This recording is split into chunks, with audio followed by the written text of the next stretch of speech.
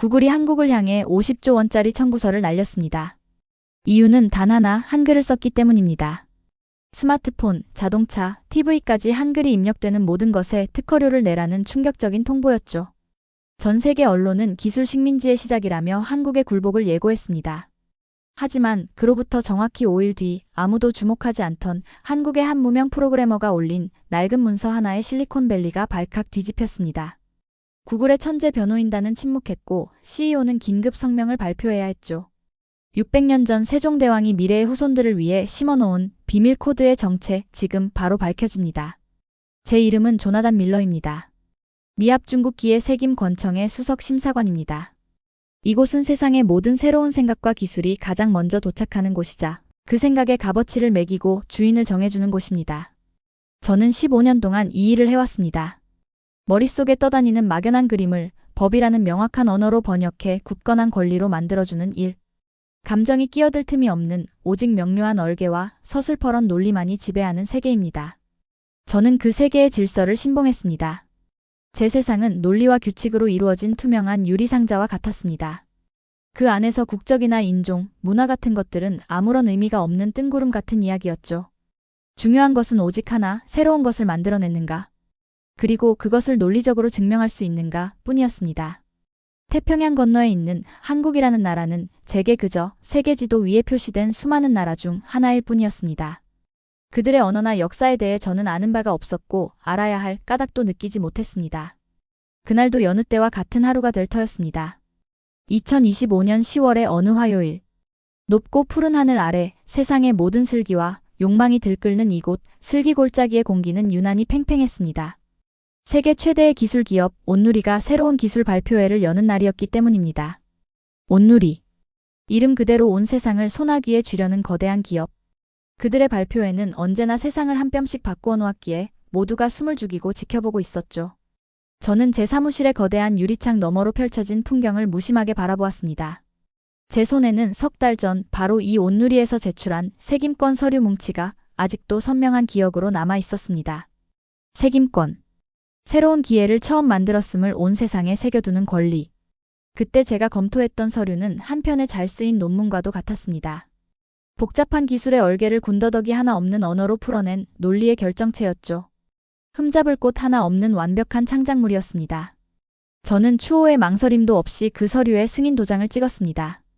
그것이 제 일이자 제가 수호하는 법의 정신이었으니까요. 오전 10시 정각. 제 앞에 화면에 드디어 온누리 발표회 무대가 나타났습니다. 텅 빈 무대 위로 한 사내가 걸어 나왔습니다. 온누리의 기술 부문을 총괄하는 버금 사장 조나단 스미스였습니다. 그는 정복자처럼 단상에 섰습니다. 세상을 발 아래 둔 채 새로운 법을 선포하려는 왕처럼 보였습니다. 여러분, 우리는 지금까지 기계와 대화하기 위해 기계의 언어를 배워야 했습니다. 스미스의 목소리는 낮고 차분했지만 회장을 가득 채운 수천 명의 사람들을 압도하는 힘이 있었습니다. 네모난 글자판을 두드리고 정해진 명령어를 외워야 했죠. 하지만 오늘 그 모든 것이 과거의 유물이 될 것입니다. 그의 뒤편 거대한 화면에 이름 하나가 떠올랐습니다. 울림결. 울림결은 생각의 속도로 말하고 마음의 깊이로 알아듣습니다. 이것은 단순한 음성 인식 기술이 아닙니다. 사람의 말을 글자로 바꾸는 차원을 넘어 말이 만들어지는 근본 원리를 이해하는 최초의 지능입니다. 스미스는 말을 이어갔습니다. 울림결은 세상의 모든 소리를 수집해 단어로 맞추는 방식이 아니라고 했습니다. 그보다는 갓난아이가 말을 배우듯 소리의 가장 작은 단위인 나 소리들이 모여 어떻게 글자가 되고 그 글자들이 모여 어떻게 낱말이 되는지 그 소리의 조리법 자체를 깨우쳤다고 설명했습니다. 화면에는 수만 갈래의 빗줄기들이 흩어졌다 모이기를 반복하며 아름다운 소리의 얼개를 그려내고 있었습니다. 울림결의 핵심 셈법은 현존하는 그 어떤 문자 체계보다도 뛰어난 조립 방식을 바탕으로 완성되었습니다. 스미스가 잠시 말을 멈췄습니다. 그 짧은 침묵이 거대한 파도의 전조처럼 느껴졌습니다. 우리는 가장 효율적이고 가장 과학적인 조립법을 찾기 위해 세상의 모든 문자를 연구했습니다. 그리고 마침내 가장 완벽한 본보기를 찾아냈습니다. 저는 그저 흥미로운 기술 발표라고만 생각했습니다. 사내의 입가에 옅은 미소가 번졌습니다. 그것은 승리한 자의 미소라기보다는 덫을 놓고 먹잇감을 기다리는 사냥꾼의 미소에 가까웠습니다. 화면이 바뀌었습니다. 왼쪽에는 울림결의 복잡한 샘틀 구조도가, 그리고 오른쪽에는 제게는 생소한 모양의 글자들이 나타났습니다. 동그라미, 네모, 선들이 기묘하게 어우러진 형태였습니다. 기역, 니은. 그리고 그 세 글자가 합쳐져 하나의 온전한 글자를 이루는 원리가 그림으로 펼쳐졌습니다. 첫 소리와 가운데 소리, 끝 소리가 한데 모여 하나의 소리. 덩어리를 이루는 모아쓰기 방식이라고 화면에 설명이 떴습니다. 바로 한국의 문자, 한글입니다. 스미스의 목소리가 발표회장에 울려 퍼졌습니다. 홀소리와 닷소리, 받침소리가 결합하여 하나의 글자를 이루는 이 놀라운 방식이야말로 우리 울림결이 꿈꾸던 가장 이상적인 소리 조리법이었습니다. 우리는 이 원리를 바탕으로 낫소리 단위들을 결합하여 하나의 온전한 글자 단위로 인식하고 출력하는 모든 디지털 방식에 대한 포괄적인 색임권을 획득했습니다. 순간 저는 숨을 멈췄습니다. 낫소리 단위들을 결합하여 하나의 온전한 글자 단위로, 그것은 제가 석 달 전 검토하고 승인했던 색임권의 핵심 내용, 바로 그 문장이었습니다. 당시 저는 그것을 그저 잘 만들어진 기술적 정의라고만 생각했습니다. 특정 국가의 언어 전체를 겨냥하는 무시무시한 칼날이 될 것이라고는 상상조차 하지 못한 채 말입니다. 그것은 한 국가가 수백 년간 써온 문자 체계의 작동 방식 그 자체였습니다. 스미스는 당황한 청중들을 둘러보며 말을 이었습니다. 마치 이 혼란을 즐기고 있다는 듯이. 지난 수십 년간 수많은 기업들이 이 위대한 원리를 아무런 대가 없이 사용해 왔습니다. 하지만 이제 모든 것을 바로잡을 때가 왔습니다. 이 색임권은 온누리가 발명한 울림결의 핵심 얼개를 보호하기 위한 정당한 권리입니다. 화면이 다시 바뀌었습니다. 이번에는 한국을 대표하는 기업들의 이름이 화면을 가득 채웠습니다. 삼성전자, 현대자동차, 대한항공. 제가 이름 정도는 들어본 적 있는 세계적인 기업들이었습니다. 스미스의 목소리에 차가운 칼날이 서렸습니다. 오늘부로 이 기업들은 우리가 확보한 색임권을 사용한 대가를 지불해야 할 것입니다. 슬기 손전화 한 대당, 자동차 한 대당, 하늘을 나는 비행기 한 대당. 한글 입력 기능이 들어간 모든 것에 대한 사용료를 말입니다. 발표회장이 술렁이기 시작했습니다. 믿을 수 없다는 탄식과 분노 섞인 웅성거림이 파도처럼 번져나갔습니다. 하지만 스미스는 아랑곳하지 않았습니다. 그는 마지막 일격을 날릴 준비를 하고 있었습니다. 우리가 한국의 기업들에게 청구하는 총액은, 화면 가득 거대한 숫자가 떠올랐습니다. 그 숫자의 의미를 파악하는데 몇 초의 시간이 걸렸습니다. 50조 원. 세상이 멈췄습니다. 제 머릿속도 함께 하얗게 비어버렸습니다. 50조. 한나라의 한 해 예산과 맞먹는, 상상조차 할 수 없는 돈이었습니다. 이것은 지난 20년간의 사용료를 정당하게 계산한 금액입니다. 우리는 이것을 징벌이라 부르지 않습니다. 정산이라고 부를 뿐입니다. 스미스는 허리를 숙여 정중하게 인사하고는 무대 뒤로 사라졌습니다. 마치 자신의 역할을 다한 배우처럼. 하지만 그가 던지고 간 거대한 폭탄은 이제 막 터지기 시작했습니다. 발표의 실시간 중계 화면 한쪽으로 속보 자막이 미친 듯이 올라오기 시작했습니다. 속보 온누리 한글 입력 방식에 대한 색임권 주장. 한국 기업의 50조 원 청구. 긴급 대한민국 주식시장 사상 최대 폭락. 값어치 100조 원 증발. 외신 기술 제국주의의 서막. 한국 디지털 식민지로 전락하나. 저는 멍하니 화면을 바라보았습니다. 제 손이 차갑게 식어가는 것을 느꼈습니다. 제가 한 짓이 무엇인지, 제가 찍은 도장 하나가 어떤 결과를 낳았는지 그제야 온몸으로 깨달았습니다. 저는 법과 논리의 수호자라고 생각했습니다. 하지만 아니었습니다. 저는 한나라의 언어의 족쇄를 채우는 도구를 합법적으로 만들어준 기술자에 불과했습니다.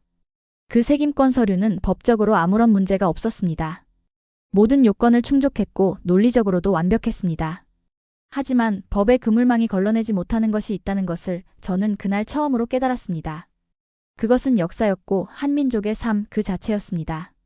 창밖의 하늘은 여전히 거짓말처럼 푸르렀지만 제가 믿어왔던 투명한 유리 상자 같던 세상에는 금이 가기 시작했습니다.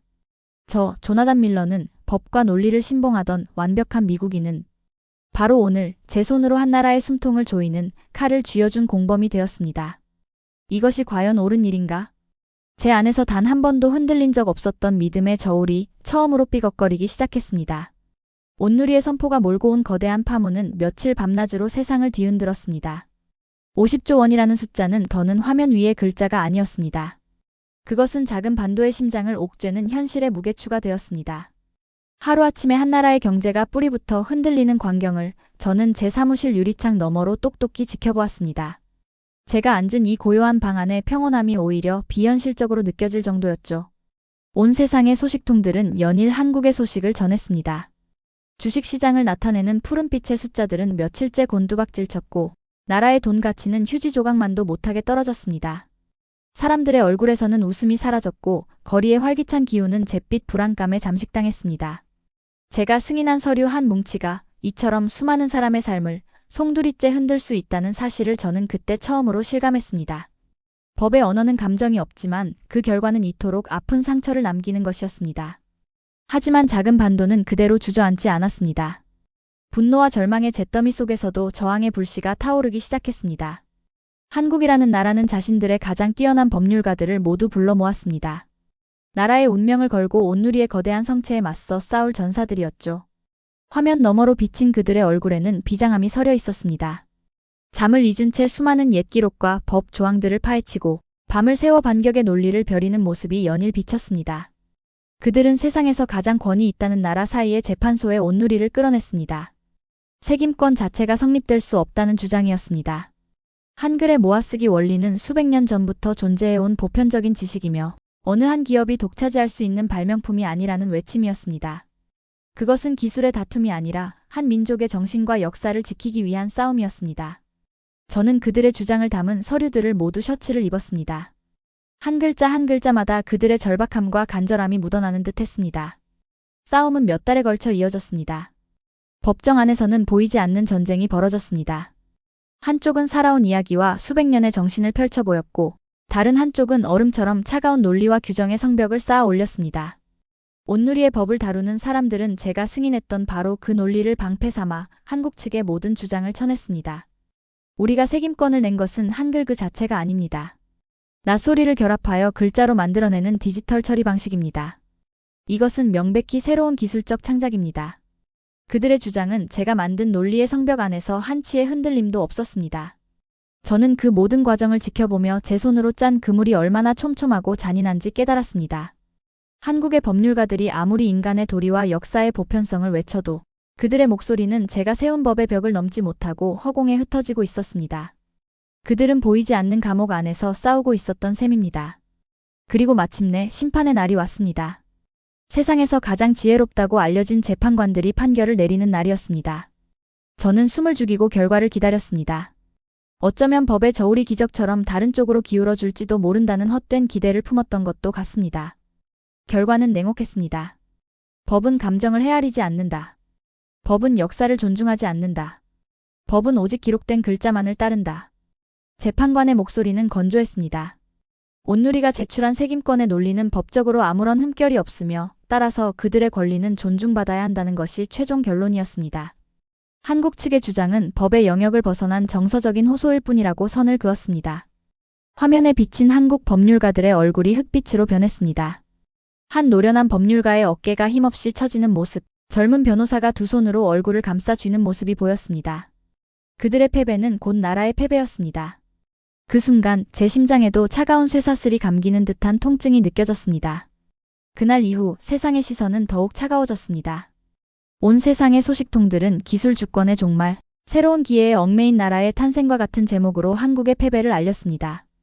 그들의 글에는 동정심 한 조각조차 없었습니다. 오직 거대한 힘 앞에 무너진 작은 나라에 대한 냉정한 분석만이 가득했죠. 한국은 이제 온누리의 허락 없이는 자신들의 글자조차 마음대로 쓸 수 없는 나라가 되었습니다. 결국 한국은 협상 탁자에 앉아야 했습니다. 50조 원이라는 천문학적인 금액을 어떻게 감당할 것인지를 논의하기 위한 자리였습니다. 한때 세계를 호령하던 기업의 대표들이 고개를 숙인 채 온누리의 대표단과 마주 앉은 모습이 화면에 잡혔습니다. 그들의 얼굴에서는 어떠한 기운도 찾아볼 수 없었습니다. 오직 깊은 무력감과 체념만이 남아있을 뿐이었죠.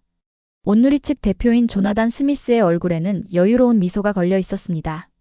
그는 승리자였고 패배자의 마지막 남은 자존심마저 거두어 가려는 듯 오만한 태도로 협상에 임했습니다. 매년 나라의 수입 일부를 우리에게 넘기시오. 아니면 당신들 나라의 가장 큰 기업 몇 개의 권리를 우리에게 넘겨도 좋소. 그것은 협상이 아니라 항복 문서를 받아 쓰는 과정에 가까웠습니다. 저는 그 굴욕적인 장면을 차마 끝까지 지켜볼 수가 없었습니다. 화면을 꺼버렸지만 눈을 감아도 그들의 체념 어린 표정이 사라지지 않았습니다.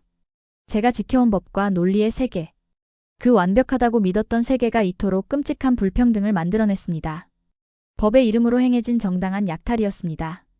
저는 제 방의 창가에 서서 해가 지는 도시를 바라보았습니다. 수많은 불빛이 반짝였지만 제 마음은 칠흑 같은 어둠에 잠겨 있었습니다. 제가 한 일은 과연 옳은 것이었을까요? 법의 조항들을 기계처럼 따른 것이 심사관으로서의 제 의무였을까요?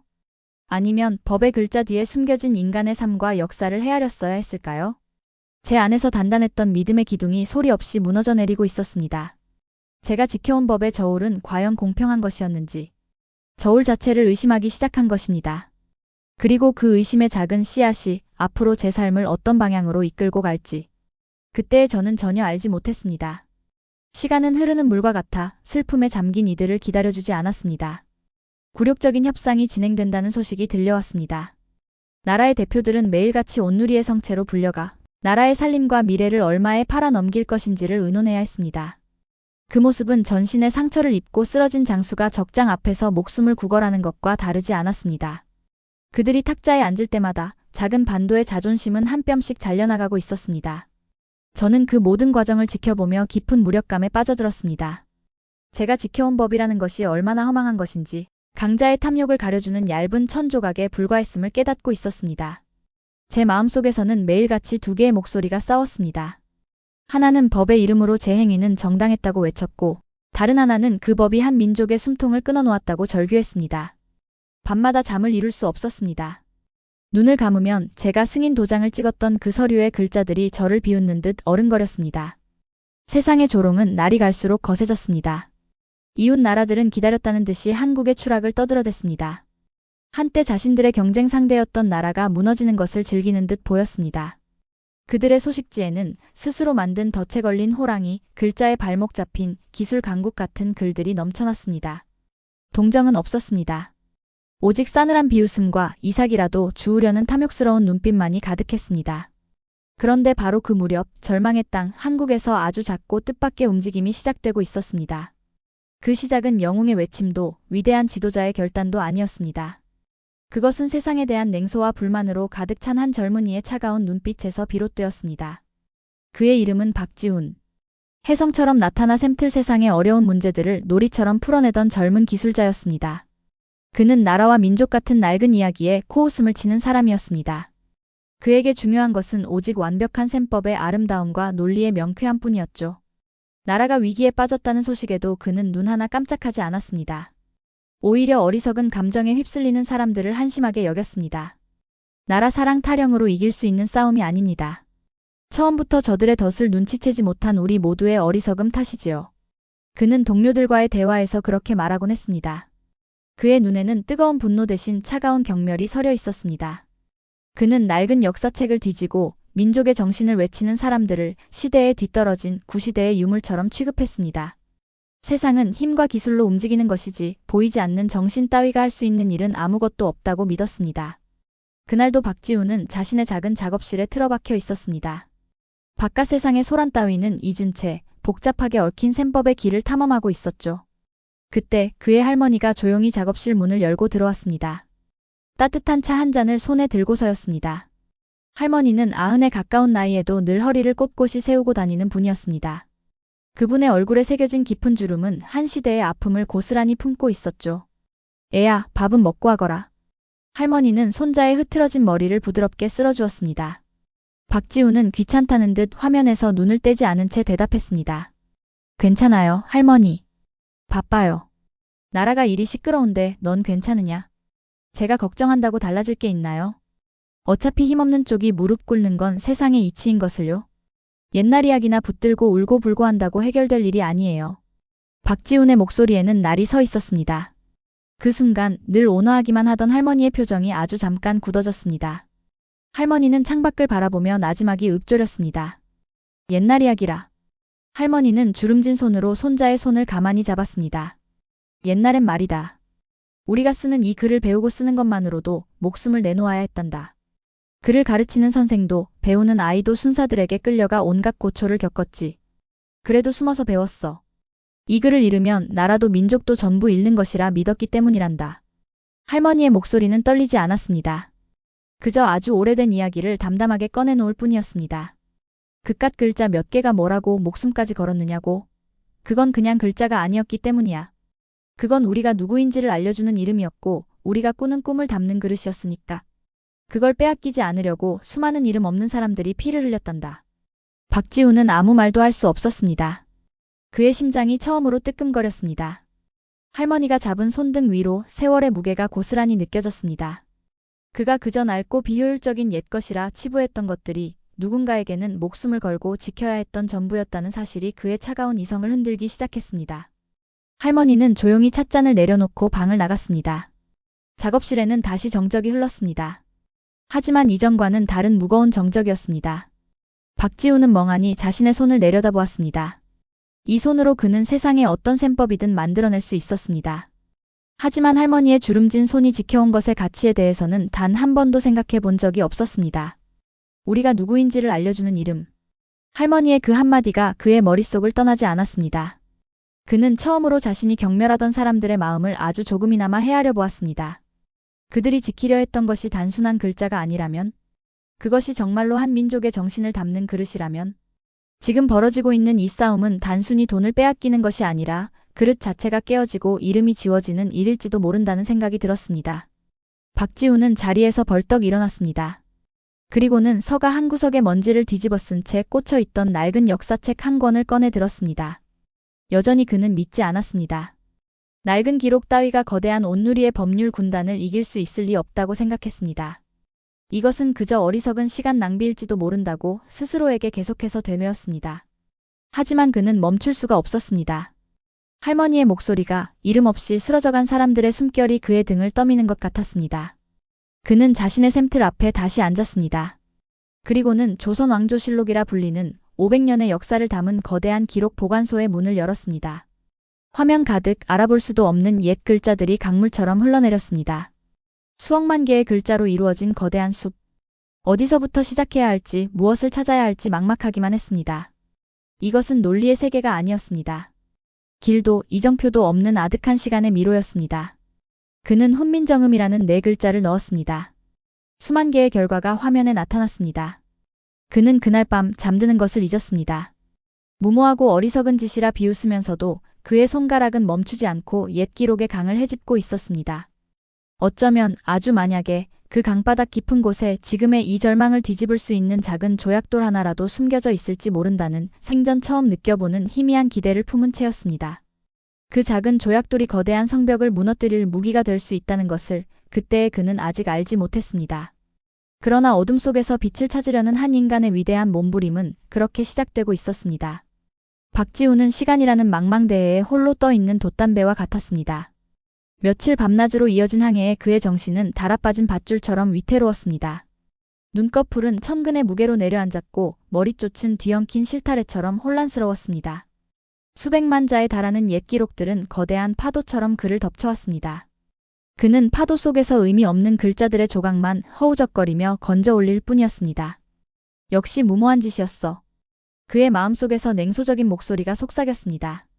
낡은 먼지 더미 속에서 강철로 만든 성벽을 무너뜨릴 칼을 찾겠다는 생각 자체가 어리석었다고 그는 자조했습니다. 포기하려는 마음이 안개처럼 피어오르던 바로 그 순간이었습니다. 그의 눈에 아주 익숙한 그러나 낯선 문서 하나가 들어왔습니다. 훈민정음 해례본. 백성을 가르치는 바른 소리에 대한 풀이와 본보기를 담은 책. 그는 이미 수십 번도 더 훑어본 문서였습니다. 하지만 그날따라 문서의 가장 첫머리에 있는 서문이 그의 눈길을 붙잡았습니다. 예전에는 그저 오래된 임금님의 훈시 정도로만 여겼던 글귀였습니다.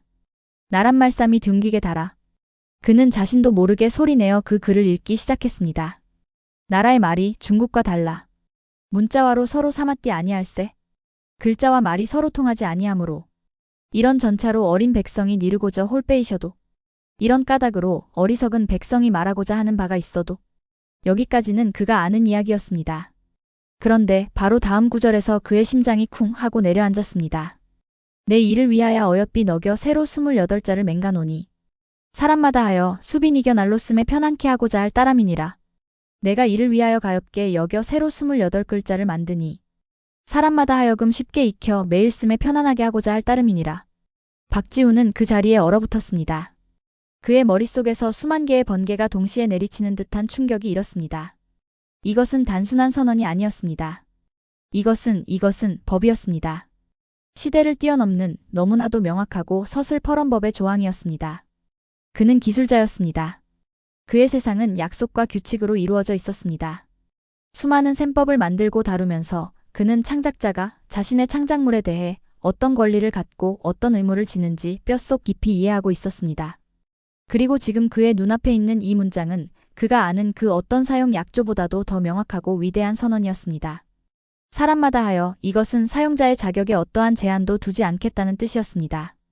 양반이나 상민, 남자나 여자, 지혜로운 이나 어리석은 이를 가리지 않고 모두에게 열려 있다는 선언. 이것은 현대의 말로 바꾸면 모든 이에게 열린 약조였습니다. 수빈이겨. 쉽게 익혀. 사용에 어떠한 기술적, 학문적 장벽도 두지 않겠다는 뜻이었습니다. 누구나 보고 따라할 수 있도록 하겠다는 약속. 날로 씀에 편안케 하고자. 매일 사용함에 편안하게 한다. 이것은 상업적 목적이든 비상업적 목적이든 개인적인 용도이든 공적인 용도이든 그 어떤 사용 방식에도 제한을 두지 않겠다는 의미였습니다.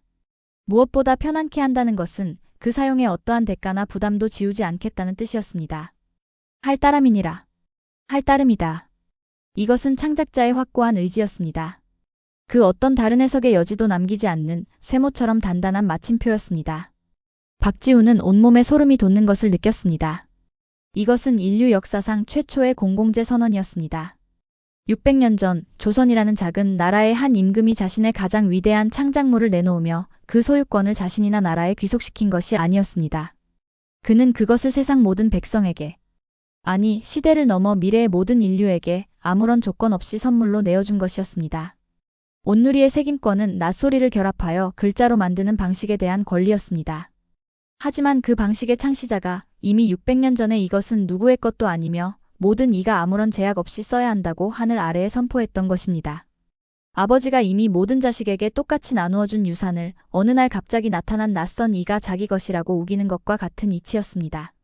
박지훈의 손이 미친 듯이 움직이기 시작했습니다. 그는 자신의 발견을, 이 소름 돋는 역사적 진실을 세상 사람들이 알아들을 수 있는 언어로 바꾸기 시작했습니다.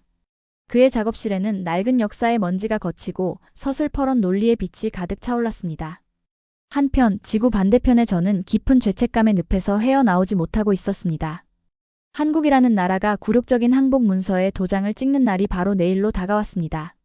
제가 만든 법의 올가미가 마침내 한 나라의 숨통을 완전히 끊으려는 순간이었습니다. 저는 그저 눈을 감는 것 외에는 할 수 있는 일이 없었습니다. 그날 밤 저는 잠들지 못하고 거미줄 세상을 정처 없이 떠돌았습니다. 그러다 우연히 기술자들과 역사학자들이 모이는 아주 작고 후미진 게시판에 올라온 글 하나를 발견했습니다. 제목은 세종, 인류 최초의 공개 규약 창시자였습니다. 저는 무심코 그 글을 열어보았습니다. 글쓴이의 이름은 지훈이었습니다. 그가 써 내려간 글은 저를 송두리째 뒤흔들었습니다. 훈민정음 서문을 현대의 법률 언어와 기술 약조의 개념으로 완벽하게 풀어낸 글이었습니다. 그것은 감정적인 호소가 아니었습니다. 한치의 빈틈도 없는 강철 같은 논리로 무장한 법률 의견서였습니다. 저는 글을 읽는 내내 숨을 쉴 수 없었습니다. 제 심장이 미친 듯이 뛰었습니다. 이것은 길이었습니다. 제가 만든 법의 성벽을, 그 성벽이 세워지기 수백 년 전에 더 크고 단단한 법으로 무너뜨릴 수 있는 유일한 길이었습니다. 이것이야말로 새김권의 효력을 무효로 만들 수 있는 가장 강력한, 먼저 나온 기술의 증거였습니다. 저는 날이 밝기를 기다릴 수 없었습니다. 저는 즉시 제 권한으로 미국 기의 새김권청에 공식 문서를 작성하기 시작했습니다. 새김권 재심사 긴급 요청서. 사유는 결정적인 선행 창작물의 존재 발견이었습니다. 그리고 그 선행 창작물의 증거로 저는 박지훈의 글과 함께 600년 전 낡은 문서의 첫 장을 첨부했습니다. 다음 날 아침 마침내 운명의 시간이 되었습니다. 온누리의 거대한 유리 건물 회의실. 한국의 대표단은 침통한 얼굴로 자리에 앉아 있었습니다. 그들의 앞에는 나라의 미래를 팔아넘기는 항복 문서가 놓여 있었습니다. 조나단 스미스를 비롯한 온누리의 대표단은 승리자의 여유로운 미소를 띤 채 펜을 들 것을 재촉하고 있었습니다. 한국 대표단의 가장 연장자가 떨리는 손으로 펜을 쥐는 순간이었습니다. 바로 그때 회의실의 정적을 깨고 맑은 소리가 울렸습니다. 온누리 측 대표의 샘틀에 도착한 전갈소리였습니다. 무슨 소란이지? 스미스는 짜증 섞인 표정으로 샘틀을 열었습니다. 화면에 뜬 것은 미국 기의 색임권청의 인장이 선명하게 찍힌 공식 문서였습니다. 그의 눈이 빠르게 문서를 훑어내렸습니다. 그리고 그의 얼굴에서 미소가 사라졌습니다. 여유롭던 표정은 당혹감으로, 다시 믿을 수 없다는 경악으로, 그리고 마침내는 싸늘한 분노로 변해갔습니다. 문서를 다 읽은 스미스는 아무 말도 하지 못했습니다. 그의 손에 들려있던 값비싼 펜이 힘없이 바닥으로 툭 떨어졌습니다. 회의실에 있는 모든 사람의 시선이 그에게로 쏠렸습니다. 한국 대표단도 무슨 영문인지 몰라 어리둥절한 표정으로 그를 바라보았습니다. 한참의 침묵 끝에 스미스가 떨리는 목소리로 입을 열었습니다. 이게 무슨 말도 안 되는. 그는 말을 잇지 못했습니다. 그가 본 것은 법의 언어로 번역된 600년 전의 위대한 선언이었습니다. 그들이 쌓아 올린 논리의 성체가 그보다 훨씬 더 근원적이고 거대한 명분 앞에서 모래성처럼 허물어지는 소리를 그는 듣고 있었습니다. 그들이 휘두르던 법이라는 칼이 이제는 자신의 심장을 겨누고 있었습니다. 600년의 시간을 뛰어넘어 날아온 화살이 탐욕의 심장을 정확하게 꿰뚫은 순간이었습니다. 바닥에 떨어진 펜 하나가 만들어낸 정적은 천둥 소리보다 더 무거웠습니다. 온누리의 회의실 안 시간은 그대로 멎어버린 듯 했습니다. 승리자의 여유로운 미소를 띠고 있던 조나단 스미스의 얼굴은 이제 하얗게 질린 가면과도 같았습니다. 그의 눈동자는 제가 보낸 그 서신 600년의 시간을 뛰어넘어 날아온 그 글귀 위에서 길을 잃고 헤매고 있었습니다. 그가 평생을 바쳐 쌓아올린 논리의 성체가 그보다 훨씬 더 오래되고 근원적인 힘 앞에서 허망하게 무너져 내리는 소리를 저는 들을 수 있었습니다. 결국 그날의 항복 문서 조인식은 없었습니다. 아니, 있을 수가 없었습니다. 조인식 자체가 성립될 수 없는 우스꽝스러운 노름이 되어버렸기 때문입니다. 온누리의 대표단은 혼이 빠져나간 사람들처럼 서둘러 회의실을 빠져나갔습니다. 그들의 뒷모습은 개선 장군이 아닌 성을 빼앗기고 쫓겨나는 패잔병의 그것이었습니다. 어리둥절한 표정으로 앉아있던 한국의 대표단은 뒤늦게 상황을 파악하고 서로를 부둥켜 안았습니다. 그들의 눈에는 뜨거운 눈물이 흐르고 있었습니다. 그것은 슬픔의 눈물이 아닌 기적처럼 되찾은 자존심에 대한 감격의 눈물이었습니다. 그 소식은 세상으로 퍼져나가는데 반나절도 채 걸리지 않았습니다. 처음에는 그저 짤막한 소식에 불과했습니다. 한국, 온누리와의 협상 결렬.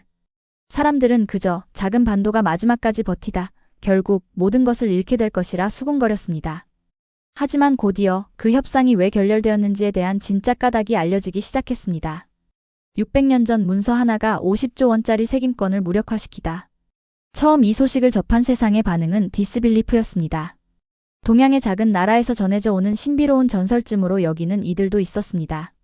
하지만 제가 색임권청의 이름으로 공식 발표한 재심사 결정과 그 사유가 알려지자 세상은 더 이상 이 사실을 외면할 수 없었습니다. 세계 유수의 법학자들이 앞다투어 훈민정음 헤레본이라는 낯선 문서를 연구하기 시작했습니다. 그들은 경악했습니다. 한 나라의 임금이 자신의 가장 위대한 발명품을 내놓으며 그 권리를 사사로이 취하지 않고 만백성에게 아무런 조건 없이 내어주었다는 사실에 놀랐습니다. 그리고 그 선언이 현대의 그 어떤 공개 규약보다도 더 명확하고 포괄적이라는 점에 또 한 번 놀랐습니다. 그동안 법이라는 것은 소유하고 독점하기 위한 도구라고만 생각했던 그들에게 600년 전의 낡은 문서는 나눔과 공유를 위한 법이 존재할 수 있다는 새로운 지평을 열어주었습니다. 세상의 여론은 삽시간에 뒤집혔습니다. 어제까지 한국을 조롱하던 소식통들은 이제 온누리의 탐욕을 질타하기 시작했습니다. 그들의 행위는 단순한 사업적 다툼이 아니라 인류가 함께 누려야 할 위대한 정신적 유산을 훔치려 한 파렴치한 도둑질로 규정되었습니다. 온누리의 값어치는 하루가 다르게 곤두박질쳤고 세상 사람들은 그들의 물건을 외면하기 시작했습니다. 결국 온누리의 최고 경영자가 직접 세상 앞에 고개를 숙였습니다. 그는 자신의 회사가 저지른 오만과 무지에 대해 깊이 사죄했습니다. 한국이라는 나라와 그들의 위대한 정신을 존중하지 못했으며 기술의 발전이 인류의 보편적 가치를 해쳐서는 안 된다는 교훈을 뼈아프게 얻었다고 말했습니다. 그의 사죄는 온 세상에 생생하게 전달되었습니다. 그것은 한 기업의 패배가 아니라 돈과 힘의 논리가 한 나라의 깊은 정신 앞에 무릎 꿇는 상징적인 장면이었습니다. 그 모든 소용돌이의 한가운데서 정작 이 모든 것을 시작한 젊은 기술자 박지우는 그림자 속으로 조용히 사라졌습니다. 온 세상의 소식통들이 그를 찾아 헤맸지만 그는 끝내 모습을 드러내지 않았습니다. 그는 영웅이 되기를 원치 않았습니다. 그는 그저 자신의 자리에 앉아 할머니가 차려준 소박한 밥을 먹고 다시 고요한 셈법의 세계를 유영할 뿐이었습니다. 다만 그의 샘틀 화면 한쪽에는 이제 낡은 기록이 아닌 살아 숨쉬는 지혜가 된 훈민정음 첫 장이 늘 조용히 떠 있었습니다. 그리고 조나단 밀러는 제 삶의 가장 중요한 결정을 내려야 했습니다. 저는 더 이상 예전의 저로 돌아갈 수 없었습니다. 제가 굳게 믿었던 법과 논리의 세계는 완벽하지 않았습니다. 그 차가운 글자들만으로는 세상의 모든 것을 담아낼 수도 올바르게 심판할 수도 없다는 것을 깨달았습니다. 법은 사람을 위해 존재해야지 사람이 법의 규칙에 갇혀서는 안 되는 것이었습니다. 저는 제 이름으로 긴 글을 썼습니다. 지난 15년간 몸담았던 기의 책임권청에 제출하는 사직서였습니다. 그 글에는 후회나 원망을 담지 않았습니다. 대신 제가 이번 일을 통해 무엇을 배웠는지를 담담하게 적었습니다. 법의 저울은 눈을 가리고 있지만 때로는 그 눈 가리개를 벗고 저울 위에 놓인 것의 무게뿐만 아니라 그 안에 담긴 이야기와 눈물까지도 헤아려야 한다는 것을 깨달았다고 썼습니다. 저는 짐을 꾸렸습니다. 그리고 제 평생 처음으로 태평양을 건너는 비행기에 몸을 실었습니다. 제 목적지는 한국이었습니다. 저는 더 이상 법의 심판자가 아닌 배우는 학생의 마음으로 그 땅을 밟고 싶었습니다. 한 나라의 말이 아닌 한 민족의 정신이 어떻게 수백 년의 시간을 뛰어넘어 세상을 감동시킬 수 있었는지 제 눈으로 직접 보고 느끼고 싶었습니다. 서울이라는 낯선 도시에 도착한 저는 가장 먼저 광화문이라는 넓은 광장으로 향했습니다. 그곳에는 책을 손에 들고 인자한 미소로 앉아있는 한 임금의 동상이 있었습니다. 세종대왕. 저는 그 이름 앞에서 한참을 서 있었습니다. 그의 손에 들린 책이 바로 세상을 바꾼 그 책이었습니다. 저는 그날부터 한글을 배우기 시작했습니다. 네모와 동그라미, 선으로 이루어진 낯선 글자들이 제게 말을 걸어오기까지는 오랜 시간이 걸렸습니다. 하지만 저는 포기하지 않았습니다. 한 글자 한 글자를 익힐 때마다 저는 단순히 새로운 언어를 배우는 것이 아니었습니다. 저는 나눔과 배려, 그리고 모든 사람을 귀하게 여기는 위대한 마음을 배우고 있었습니다. 몇 해가 흐른 어느 가을날, 저는 마침내 제 손으로 그 위대한 문장을 또박또박 쓸 수 있게 되었습니다. 나란 말씀이 둥기게 달아 사람마다 하여 수빈 이겨 날로 쓰매 편안케 하고자 할 따람이니라. 그 글을 쓰는 순간 저는 깨달았습니다. 한 나라의 진정한 힘은 성벽의 높이나 창고의 금은 보화에 있는 것이 아니라는 것을.